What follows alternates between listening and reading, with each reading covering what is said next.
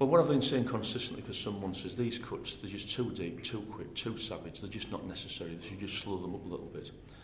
Because when you look at Middlesbrough, as it stands, we're going to lose £50 million over 4 years, and that will result in something like 400 to 500 job losses.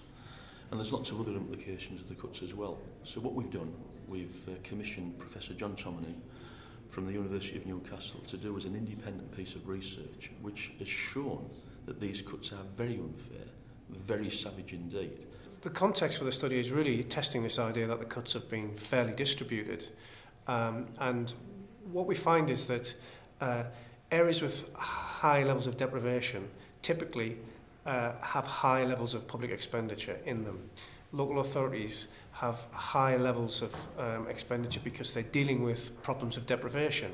So if you cut those, if you make a general cut across the board of public expenditure, it's going to impact on those areas which have the highest levels of deprivation.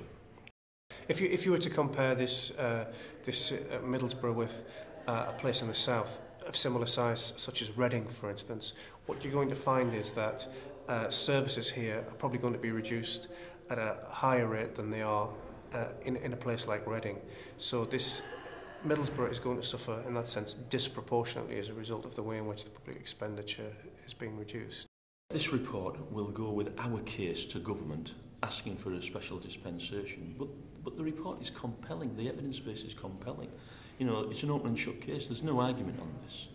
And one of the things that I've been saying recently, it just seems to me that this coalition government, it's all about what you would call political ideology. It's about, you know, where they come from politically, that they want to cut public services. This is what they do. You know, we haven't had a discussion, we haven't had a philosophical discussion about what fairness is.